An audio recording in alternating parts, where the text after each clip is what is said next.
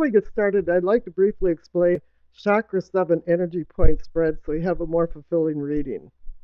The three cards on the left are the unconscious inner self. The card in the center is the heart.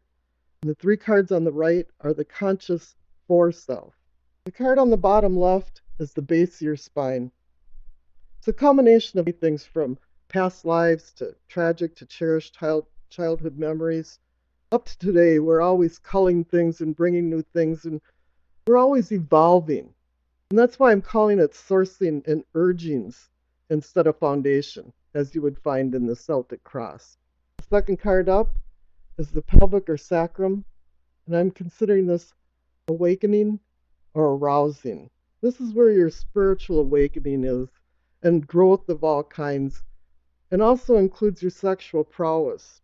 This can be cosmic life breath. The cosmos has natural laws that live in harmony, but we don't always live in harmony with them.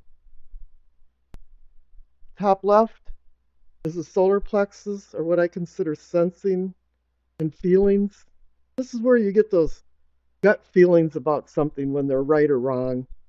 This is also a universal life force contrary to a cosmic life breath, because this is where conflict and chaos ensues in our life. The center is the heart of the matter or the situation. We're always asking questions. Why did this happen? What's going to happen next? What's going on? I don't understand. You could bounce this heart of the matter off between your unconscious and conscious self and maybe have more understanding what's going on. The card on the bottom right is your throat, and what I'm considering is teachings and communicating. It has to do with what you've learned in your life and how you're accepting society and how you're going into it. Are you living a very conservative, orthodox life, or are you living more of a new wave, do what you want kind of life? Second card up, considered the third eye, and it's seeing and envisioning. It's more of bringing things out of a linear to a three-dimensional perspective. The third eye is our pineal gland in the center of our brain, and it's activated by light, so this can also be considered enlightenment. The card on the top right is the crown, or knowing and understanding. You can have a lot of knowledge, but if you cannot apply it wisely, it's not wisdom. Then I'll be putting a card on the left to represent the past, and a card on the right to represent the future. And underneath each card, each main card, is a miniature Rider-Waite for clarification. I'm going to do something a little bit different here now because the readings become very stressful and draining to me because I have two lamps on the right side that I have to maneuver by. I have the computer and all the wires on the left. I've got the camera in front of me, and I'm trying to talk into a stationary microphone. And then I have to have monkey arms to be able to reach all the cards and manipulate the cards. And at the same time, I'm trying to do the reading. And I just don't think I've been giving good readings because of this. So I'm just going to spread out all the cards, and I'll do subtitles where necessary so you don't get lost. And I think this will really enhance readings. Hi there, Aquarius. Welcome to the Winds of Jupiter 17 Tarot reading. At the base of your spine for sourcing and urgings, you receive the moon. It's about basic instincts, secrets, and deception, as well as hidden dangers and the fear of the unknown. But what I'm seeing in my mind is the word distortion. When you walk in the reflective light of the moon, the elongated shadows distort things. And from what I'm seeing is that you heard something that was out of context, or you saw something that you don't know what preceded up to this event. And it's causing confusion. Maybe people aren't intentionally lying or deceiving you, but maybe they're not telling you the whole truth. And this is causing fear of the unknown. The clarification card is the Hierophant. Whatever information that you're missing from the moon card is giving you the feeling that there's something wrong. The pillars on each side of the Hierophant represent right and wrong. And you're feeling like things aren't in balance. The meaning of the word in Latin, Hierophant, is to show or make known. So perhaps the Hierophant is filling in the gaps that are in the moon card, the gaps of information. that are in the moon card. And maybe he's bringing forth some truths for you to feel more comfortable. In the sacrum or pelvic area, for awakening and arousing, you receive the Ten of Cups. I call this the happiness card. It can be familial happiness, but it's just happiness. It's happiness with all kinds of people, friends, family, acquaintances. A card of comfort and stability, but it's also about living a simple life. Complicated lives are not happy. And it's a card about shared happiness. There's been storms until the rainbow showed, but now all of a sudden you've reached a certain emotional and loving connection between people that has more worth than money to you. However, the clarification card is the Nine of Pentacles.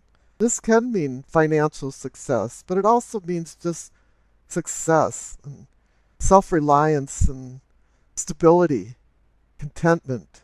9 is the number of completion, and 10 for the Ten of Cups is the number of endings and new beginnings. So you've gone through some type of cycle and you feel very comfortable, and you've made much progress in your spiritual, emotional, and sexual life.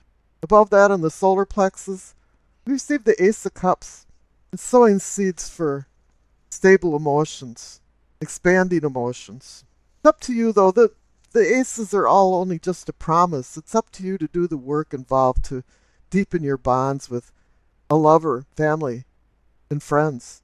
Now, the clarification card is the World. You've been through a cycle. You've completed a cycle. You ran through a gauntlet of trials and tribulations, and you've earned and learned and changed. And it's time for you to go out in the world and utilize this knowledge to your advantage.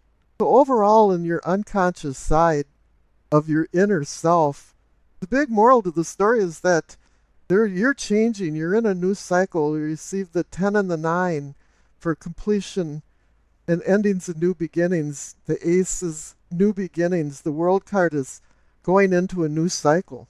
Here in the heart of the matter, the situation is the Two of Pentacles. Two to me means decision, or decisions, and partnerships.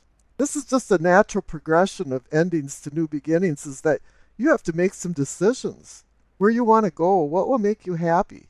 What is your purpose in life? However, the clarification card is kind of, whoa, slow down a little bit, because you received the Hangman. Odin hung for 9 days, staring into the well of Urds, to receive the wisdom of the runes, secret magic letters. And you too have to take some time out to think about where you want to go and what you want to do. You relinquish this freedom from the outside world for the stillness of the inside person. The lesson to this story is that you have to sacrifice things for spiritual journeys and stop trying to control the physical outside world. You just have to let it go through its natural course. Don't be fitting a round peg in a square hole, or trying to anyway. In the Hangman's presence, it's telling you to take some meditative time out and think about what you're doing, and that makes a lot of sense when you have a decision card. Down here in the throat, for communicating and teachings, you receive the Three of Wands. It's a card of motion and expansion. You've made some plans and the wheels are turning, but I'm feeling like they're turning very slowly. You might have made some decisions and some things are coming to fruition, but you're still apprehensive about where you're going. And I can see that then again because the clarification card is the Hermit. The Hermit wants you to shed these fruitless emotions and desires and go within yourself, just as the Hangman is telling you. You have to look inside yourself for inner strength and spiritual truths before you go forward with this Three of Wands card and commit yourself completely to some decisions that maybe aren't quite right for you. Up there in the third eye, or what I call seeing and envisioning, leave the Strength card.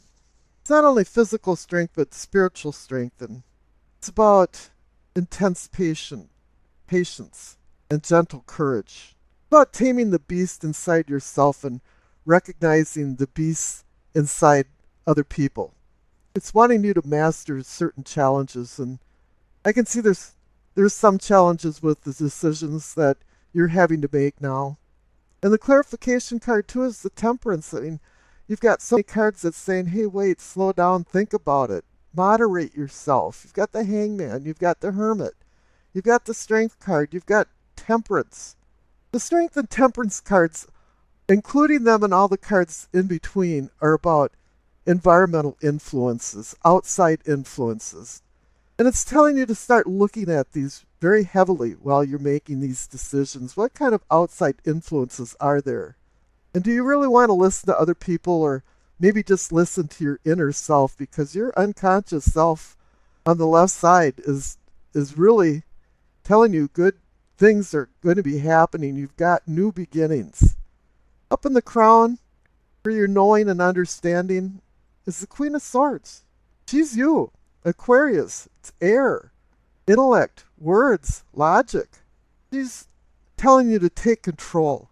Take control of your life. Make sure you know the purpose behind your decisions. And that makes you what you are, Aquarian, because you're the logic person. You're the brainiac. And it's time to utilize it and take control of it. Harness your talents. The clarification card is another great card. It's the Ace of Wands. It's more of a spiritual. It's telling you to balance your logic with spirituality. It's telling you to take advantage of the new beginnings that are coming into your life. Now down on the left-hand side is your past card. Normally I say, oh, there's a whole bunch of people involved in your life, but you receive very few court cards, and I'm not feeling that. What I'm feeling is that you acquired some skills. Might not have been intentional. You didn't sign up for school and you're going for a certain vocation. It might have just been you were drawn to a certain topic or subject and you just started learning more and more about it, or you started a hobby that just completely enthralled you and you just wanted to learn as much as you can about it.